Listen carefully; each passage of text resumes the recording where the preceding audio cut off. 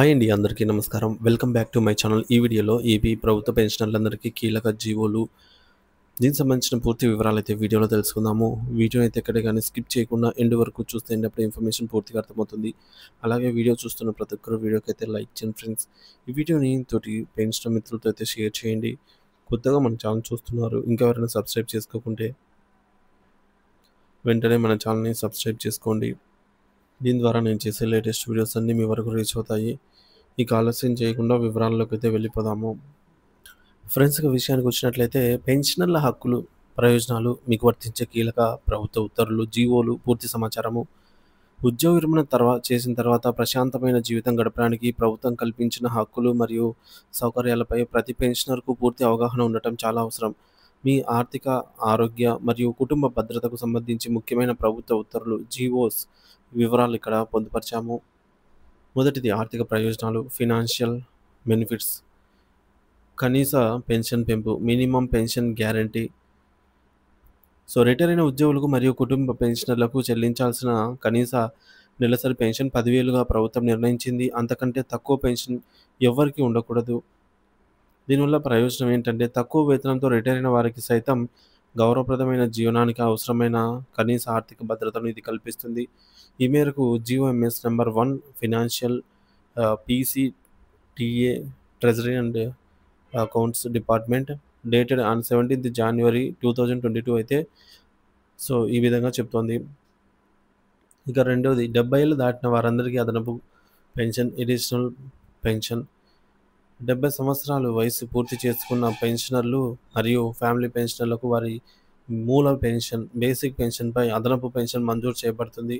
దీనివల్ల ప్రయోజనం వయసు పెరిగే కొద్దీ వచ్చే ఆరోగ్య ఇతర ఖర్చులకు తోడుగా ఇది ఆర్థిక ఆసరాగా నిలుస్తుంది.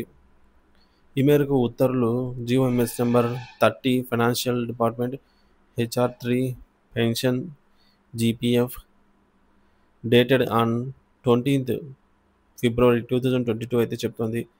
ఇక మూడోది డెత్ రిలీఫ్, మట్టి ఖర్చులు. ఇంక్రీజ్డ్ డెత్ రిలీఫ్ అండి. విశ్రాంత ఉద్యోగి లేదా వారి జీవిత భాగస్వామి మరణించినప్పుడు అంత్యక్రియల ఖర్చుల నిమిత్తం ఇచ్చే ఆర్థిక సహాయాన్ని 15,000 నుంచి 25,000కు పెంచుతూ ప్రభుత్వం ఉత్తర్వులు జారీ చేసింది. దీనివల్ల ప్రయోజనం కుటుంబం విషాదంలో ఉన్నప్పుడు తక్షణ ఆర్థిక అవసరాలకు ఈ మొత్తం ఉపయోగపడుతుంది. ఈ మేరకు ఉత్తర్వులు GOMs number 60 general administration service welfare department dated on 6th July 2022.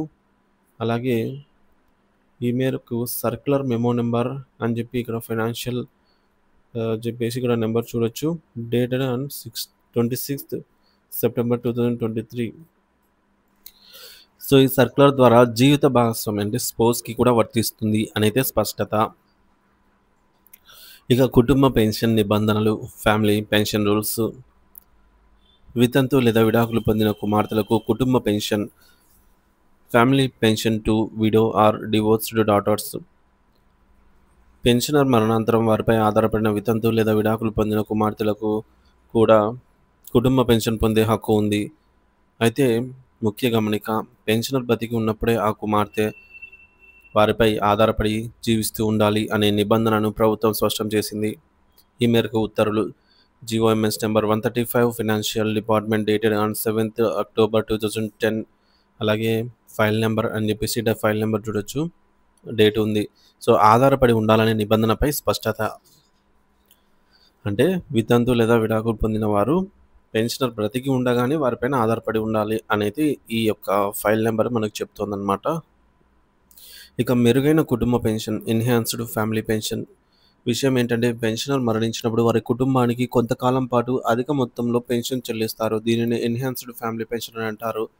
దీని లెక్కింపు ఏ విధంగా లెక్కిస్తారంటే చివరిగా తీసుకున్న జీతంలో 50% చెల్లిస్తారు.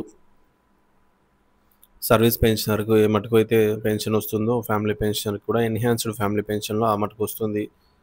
వర్తించే కాలం, సర్వీస్లో ఉండగా చనిపోతే మరణించిన తేదీ నుంచి 10 సంవత్సరాల పాటు లేదా ఆ ఉద్యోగి జీవించి ఉంటే 67 ఏళ్ళు వచ్చే వరకు ఏది ముందైతే అంతవరకు చెల్లిస్తారు.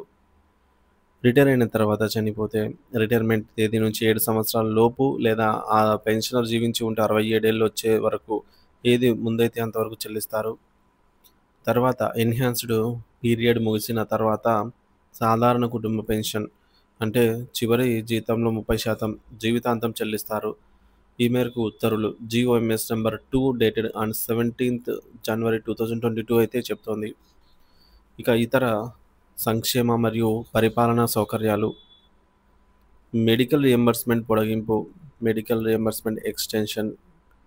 విషయం ఏంటంటే పెన్షనర్లు వైద్య ఖర్చులను తిరిగి పొందేందుకు వీలు కల్పించే మెడికల్ రియంబర్స్మెంట్ పథకాన్ని 1 ఏప్రిల్ 2024 నుండి 31 మార్చి 2025 వరకు పొడిగిస్తూ ఉత్తర్వులు జారీ చేసిన విషయం తెలిసిందే. ఈ మేరకు ఆరోగ్య అత్యవసర పరిస్థితుల్లో ఆర్థిక భారం తగ్గించుకోవడానికి ఇది ఎంతగానో దోహదపడుతుంది. ఈ మేరకు జీఓఆర్టీ నెంబర్ 1449 అనేది చెప్తోంది. ఇక బియ్యం కార్డుకు అర్హత ఎలిజిబిలిటీ ఫర్ రైస్ కార్డు.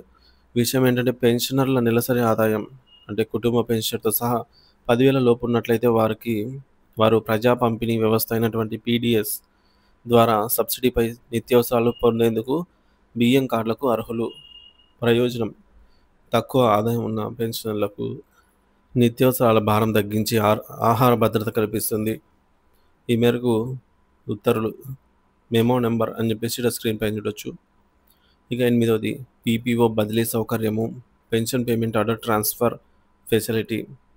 విషయం ఏంటంటే పెన్షనర్లు తమకు సౌకర్యంగా ఉండేలాగా తాము కోరుకున్న ట్రెజరీ కార్యాలయానికి తమ పెన్షన్ పేమెంట్ ఆర్డర్ పీపీఓను బదిలీ చేయించుకోవచ్చు. దీని ప్రయోజనము రిటైర్మెంట్ తర్వాత వేరే ప్రాంతానికి నివాసం మారిన వారికి ఇది ఎంతో సౌకర్యవంతంగా ఉంటుంది. ఈ మేరకు ఉత్తర్వులు సర్క్యులర్ నెంబర్ అని చెప్పేసి ఇట్లా స్క్రీన్ పైన చూడొచ్చు. So treasury and accounts department ఇవన్నీ కూడా పెన్షనర్స్కి ఉపయోగపడే జీవోస్ అన్నమాట. పెన్షనర్స్ యొక్క హక్కులను తెలియజేస్తుంది.